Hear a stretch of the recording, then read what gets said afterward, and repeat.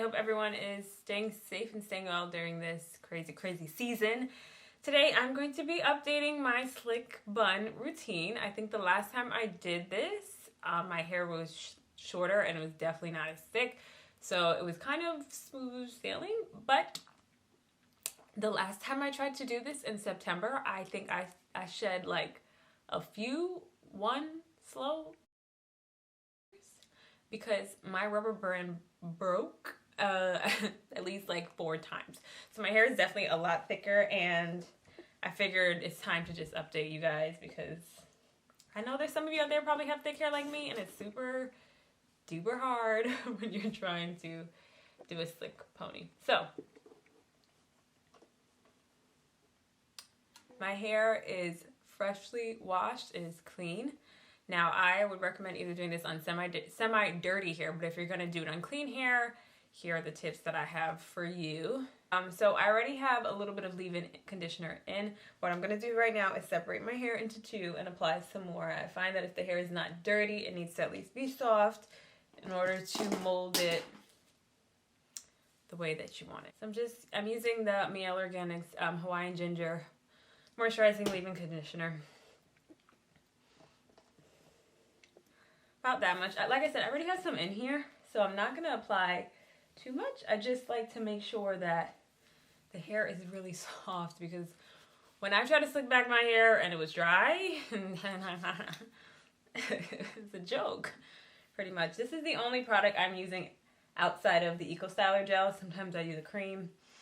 So I'm okay to go a little bit heavier with this because so we're good. And like I said, if you have thick hair, this is sometimes challenging. I have 2 rubber bands here.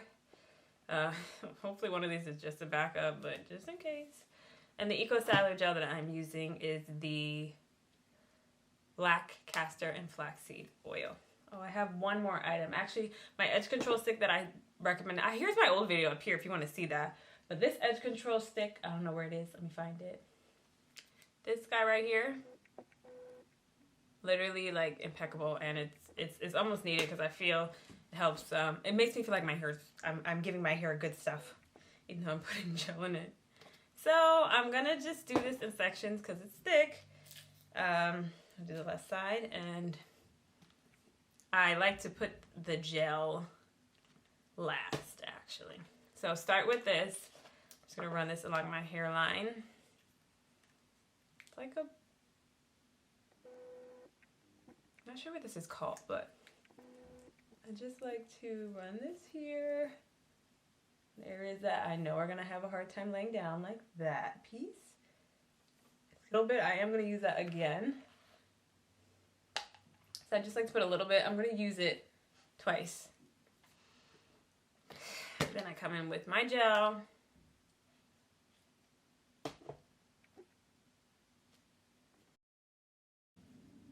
Okay. For the most part, it's starting to lay down. Hopefully, I can get it together. So now at this point, I have my Denman brush. And I like to just do this to make sure that any bumps or lumps are smoothed down. I have a double, this is my brother's. I steal this, he don't even know. And he don't watch my videos, so I'm using the soft side first, just to be gentle with the hair and not like tug on it with the rough side.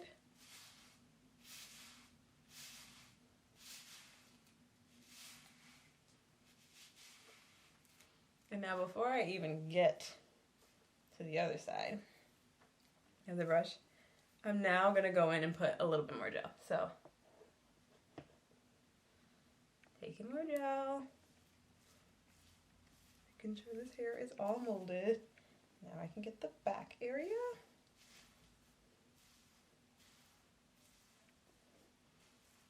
And now I'm going in again with the stick. It's like a layering process. Just because, like I said, the hair is clean, it's not dirty. So it doesn't really have anything to stick to it or kind of help it stay together. Now you guys can really see how much my color has grown out.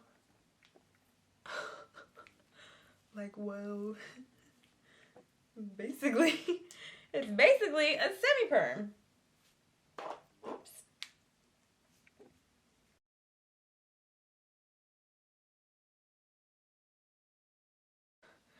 I'm a little concerned for this part. Like I told you the last time I did this, it's not fun.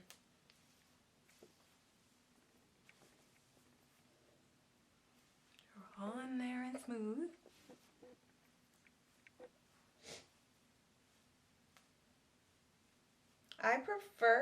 I know some people like to do 2 rubber bands at once. I prefer to do one, get the hair in, and then reinforce it with another one.